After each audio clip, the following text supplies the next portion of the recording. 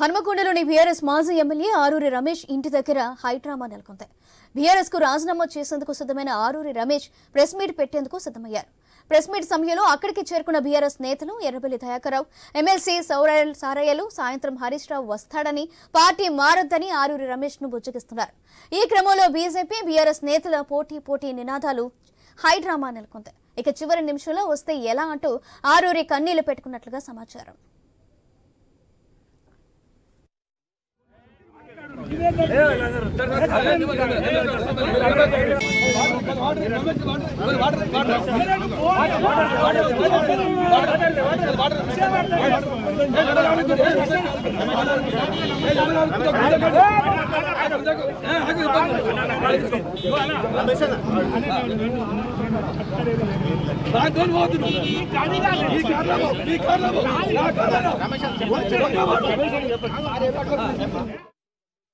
నిన్న హైదరాబాద్ లో అమిత్ షాను కలిసిన Aruri Ramesh Warangal BJP MP ticket ఆశిస్తున్నారు. దీంతో ఆయన బీజేపీలోకి చేరడం దాదాపుగా ఖరారైంది.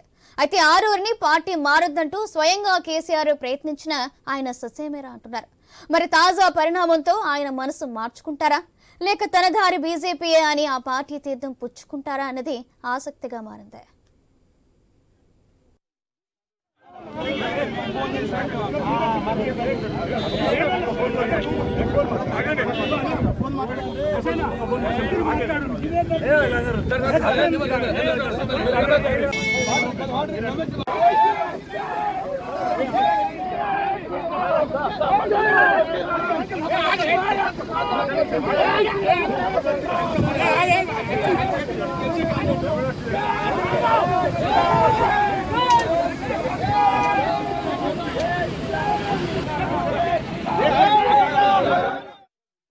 జనగామ జిల్లా పెంబర్తి వద్ద ఆరూరి రమేష్ ను తీసుకెళ్తున్న వాహనాలను బీజేపీ కార్యకర్తలు అడ్డుకున్నారు.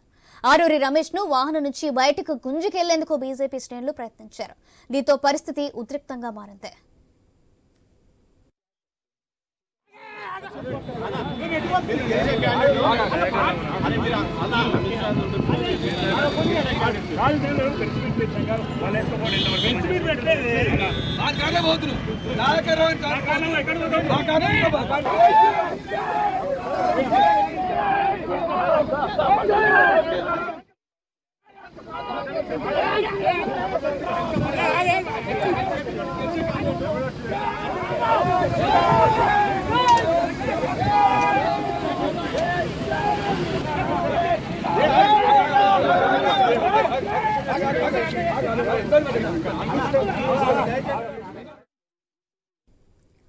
హన్మకొండలోని బీఆర్ఎస్ మాజీ ఎమ్మెల్యే ఆరూరి రమేష్ ఇంటి దగ్గర హైడ్రామా నెలకొంది.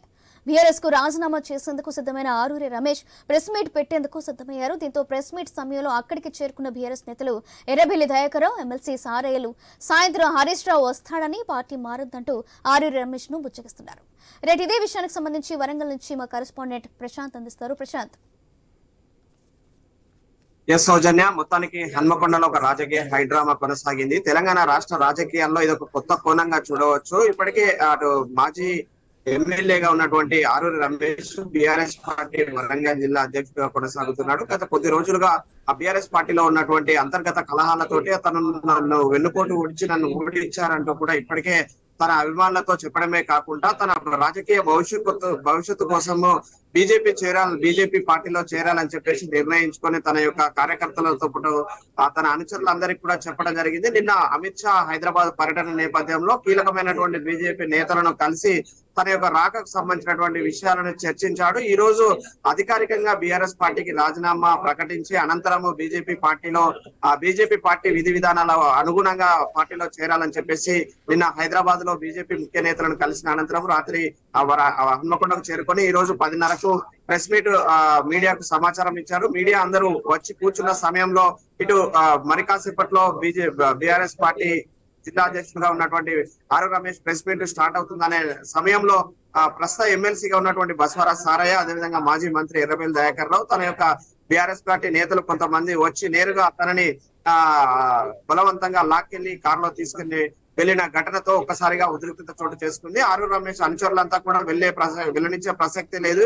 ఇప్పటికే మా నేతను గొంతు కోశారు, మా నేతకు అన్యాయం చేశారు, అంతర్గత కుమ్ములాటలతో ఓడించారు. ఇది బీఆర్ఎస్ పార్టీలో కొంతమంది కీలక నేతలే కావాలని ఓడగొట్టారంటూ కూడా నినాదాలు చేశారు. జై ఆరూరి నినాదాల మధ్యలో ఆరూరి రమేష్ ను బలవంతంగా ఇక్కడ నుంచి లాక్కెళ్లడం తోటైతే అటు బీజేపీ నేతలు కూడా ఈ యొక్క ప్రజాస్వామ్యాన్ని కూలి చేయడం అంటూ కూడా ప్రకటించారు. ఇప్పటికే ఆరూరి రమేష్ వద్ద ఇంటికి ఇటు హన్మకొండ బీజేపీ జిల్లా అధ్యక్షురాలు రావు పద్మ గారు, అదేవిధంగా వరంగల్ జిల్లా అధ్యక్షుడు గంట రవికుమార్ చేరుకొని వాళ్ళ కుటుంబ సభ్యులను కూడా కలిశారు, పరామర్శించారు.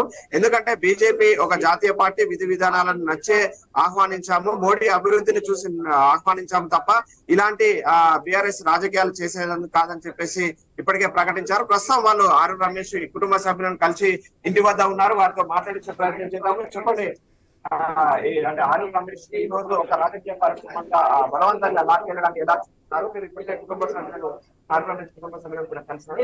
వారికి ఏ విషయాలు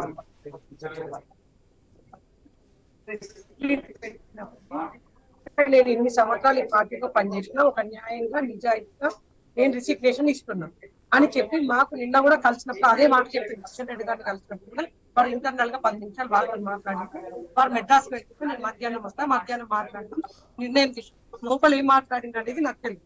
కాకపోతే పార్టీలో జాయిన్ అవుతాను నిర్ణయం తీసుకుంటే అక్కడ ఉన్న పెద్ద పెద్ద నాయకులు గరికపాటి గారిని, తర్వాత లక్ష్మణ్ గారిని, మందకృష్ణ ఇట్లా అందరినీ కలిసిండు వారు ఇష్టపూర్తిగా. ఎందుకంటే ప్రధానమంత్రి నరేంద్ర మోడీ గారు ఒక నిజాయితీగా అభివృద్ధి చేస్తూ ఒక జాతీయ పార్టీ, ఒక దళిత నాయకులుగా నేను కూడా జాయిన్ ఏదామని ఒక ఆలోచనతో వారు వచ్చిండు. మాకు చెప్పిండు ఈ రోజు ప్రెస్ మీట్ పెట్టిన తర్వాత మనందరం కలిసి హైదరాబాద్ వెళ్దాము, కిషన్ రెడ్డి గారిని కలుద్దాము, వరంగల్ అధ్యక్షుడు మీరు రండి అని ప్రెస్ మీట్ అయిపోతుంది కానీ మేము 11 o'clock వచ్చే వరకు ఇక్కడ ఈ ఒక దుర్మార్గంగా ఒక రౌడీలాగా గూండాల్లాగా కిడ్నాపులు చేసుడు ఎక్కడన్నా ఉందా? నేనైతే ఈ రాజకీయాల్లో 20 ఏళ్ల నుంచి ఉంటున్నా. ఎప్పుడు కూడా ఒక పార్టీలో జాయిన్ అవుతున్నప్పుడు ప్రజాస్వామ్యంలో వారి ఇష్టంగా ఉంటది. అలాంటిది జాయిన్ అవుతుంటే దౌర్జన్యం చేసి, ఎందుకంటే ఆ పార్టీలో ఎవరు ఉండడానికి ఇష్టపడతలేదు. మునిగిపోతున్న నావలో ఎలుక కూడా ఎక్కదండి.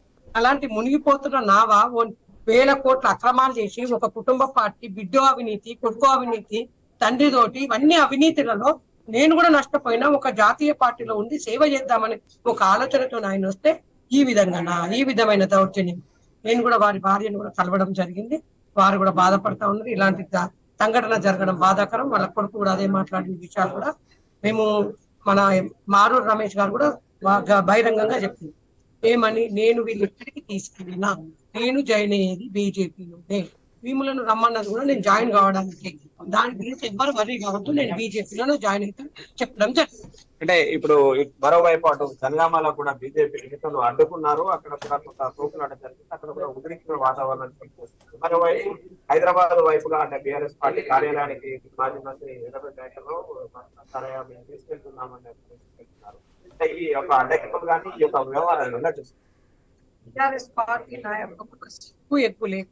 పార్టీ నేను మారుతాని రిజిస్ట్రేషన్ లెటర్ పెట్టుకొని ప్రెస్ మీట్ పెట్టుకున్నా అన్న క్రమంలో బలవంతంగా గుంజుకెళ్లడం ఏందండి? ఎక్కడుంది ఇది? రమ్మని అడగాలి, ఉండమని అడగాలి. అట్లా చాలా రోజుల నుంచి ఉద్యోగిస్తూ వస్తున్నారు కదా, ఉండననే కదా బీజేపీలో జాయిన్ అవుతారనే కదా పెద్ద నాయకులను కలిసి. ఇప్పుడు ఎందుకంటే మా పార్టీలో జాయిన్ అవుతానని అన్నప్పుడు కొంత కార్యకర్తలు కూడా ఇబ్బందిగా గురవుతారు కాబట్టి అక్కడ అడ్డుకున్నారు. అడ్డుకున్న క్రమంలో కూడా చెప్పిండ్రు ఏమని, నేను జాయిన్ అయ్యేది బీజేపీలోనే, మీరు ఎవ్వరు కూడా దాని గురించి వర్రీ అవ్వద్దు. వాళ్ళ బాబు కూడా ఇప్పుడు మాట్లాడింది, వారి వైఫ్ కూడా మాట్లాడింది. దాని గురించి ఎవరం ఆలోచించాల్సిన అవసరం లేదు. వారిని ఎక్కడికి తీసుకెళ్లినా వాళ్ళ మనసు మీరు చూస్తున్నారు. వారికి ఎంత పెద్ద ఈడ హోర్డింగ్ ఉండేది కేసీఆర్ కి సంబంధించి, ఆఫీస్ లో కూడా ఎంత పెద్ద కేసీఆర్, అవన్నీ తీసేసిండంటే ఆయన మనసులో ఉంది నేను బీజేపీలో జాయిన్. దాని ఉద్దేశంలోనే వచ్చినాం కానీ వీళ్ళలాగా ఇబ్బందులు పెట్టి కిడ్నాపులు చేసి ఎత్తుకెళ్లే ఆలోచన మాకు లేదు. ఎందుకంటే అవును, ఎందుకు ఇట్లా తీసుకెళ్ళిండు, ఏంది దౌర్జన్యం, నేను నా పార్టీ మాకు ఏం చేసింది? వాళ్ళ కార్యకర్తలు కూడా మాకు అన్యాయం జరిగింది, మమ్మల్ని ఓడగొట్టించిండు, కార్యకర్తలు కాదు వీళ్ళున్న నాయకులు ఓడగొట్టిందని వాళ్ళు బహిరంగంగా చెప్తున్నారు. వాళ్ళు బాధపడుతున్నారు. ఇప్పుడు అంత మెజారిటీతో గెలిచిన నాయకునికి అందరికి మంత్రి పదవులు ఇచ్చిండు, మాకు మంత్రి పదవి ఇవ్వలేదని వాళ్ళకు కూడా బాధ ఉంటది కదా. ఎంతో మెజారిటీతో గెలిచిన వ్యక్తి కదా, దాదాపుగా తెలంగాణలో హైయెస్ట్ మెజారిటీ అనుకుంటా. అలాంటి వ్యక్తికి ఒక మంత్రి పదవి, ఒక దళిత నాయకుడు నాకు ఇవ్వలేదు, నన్ను ఇబ్బంది పెట్టిండు, ఆయన మనసులో ఉండేది ఆయనకు ఉంటది కదా, వాళ్ళు కూడా అదే బాధపడుతుంది. కాబట్టి తప్పకుండా భారతీయ జనతా పార్టీలోని జాయిన్ అవుతారు. దాని విషయంలో ఏం జరుగుతుందో చూద్దాం. ఇంకా ఫర్దర్ గా వారు ఎక్కడికి తీసుకెళ్తారు, వారు ఎప్పుడు వస్తారు అనేది ఆలోచించారు. అంటే నెక్స్ట్ అంటే బీజేపీ పార్టీ దీని మీద ఎలాంటి నిర్ణయం తీసుకోవచ్చు? ఇలాంటి రాజకీయ పరిణామాలు బలవంతంగా లాక్కెళ్ళడానికి చూస్తే దీని మీద మీరు ముందుకు ఎలా వెళ్తారు? రాజకీయ అంటే మరి రాష్ట్ర నాయకత్వం కిషన్ రెడ్డి గారు లేరు, మెడ్రాస్ నుంచి వారు వస్తున్నారు. వచ్చిన తర్వాత మాట్లాడి ఈ లోపల ఆరూరి రమేష్ గారు కూడా ఎక్కడికి వెళ్తారో తెలుస్తుంది. ఆ తర్వాత ఫర్దర్ గా ఏం మాట్లాడతాం, వాళ్ళ బాబు వాళ్ళందరూ ఉన్నారు కాబట్టి ఫర్దర్ గా ఏం మాట్లాడతాం అనేది నిర్ణయం తీసుకున్నాను. అదేవిధంగా వరంగల్ జిల్లా అధ్యక్షుడు చెప్పండి, అంటే ఏంటి ఎపిసోడ్ ఎలా చూస్తున్నారు, దీన్ని ఎలా దొరల పాలనలో ఒక దళిత రాజకీయ నాయకుడు, గత 10 సంవత్సరాలుగా మాజీ ఎమ్మెల్యే గారు, ఒక సీనియర్ రాజకీయ నాయకుడిని కూడా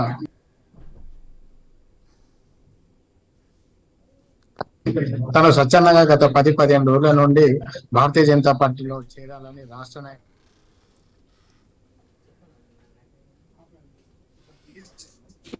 తీసుకున్న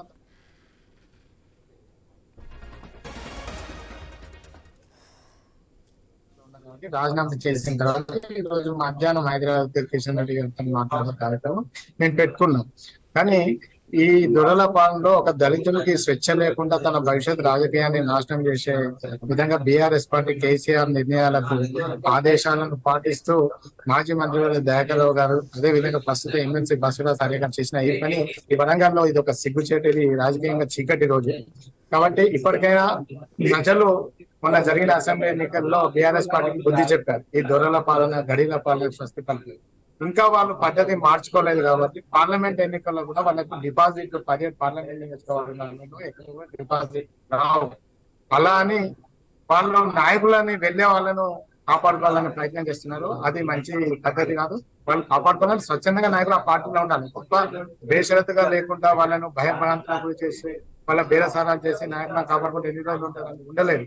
రాబోయే ఎన్నికల్లో సగం బీఆర్ఎస్ పార్టీ ఖాళీ అవుతుంది.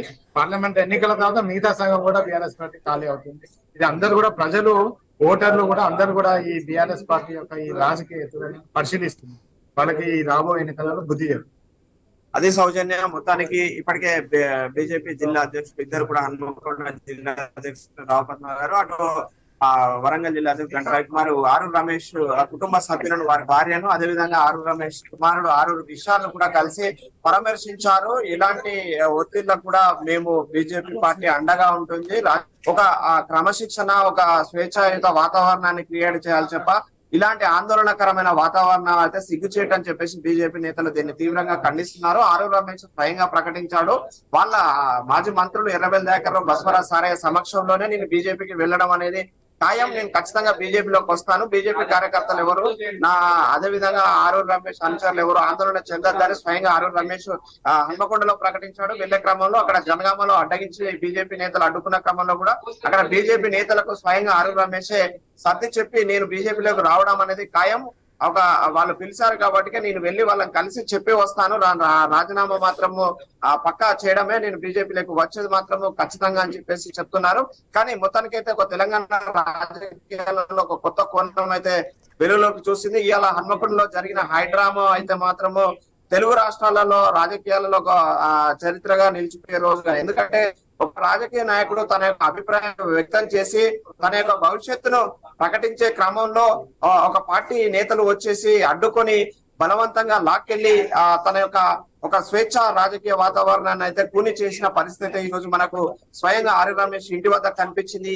ఈ యొక్క నేపథ్యాన్ని అయితే ఇక్కడ ఉన్నటువంటి అటు ఆరూరు రమేష్ అనుచరులు కావచ్చు, అభిమానులు, అదేవిధంగా బీజేపీ నేతలు అయితే తీవ్రంగా ఖండిస్తున్న పరిస్థితి ఉంది సౌజన్య. ఇది మొత్తానికైతే ఈ రోజు ఇక్కడ జరిగినటువంటి ఎంటైర్ ఎపిసోడ్ కు సంబంధించినటువంటి high drama. Right, thank you Prashanth.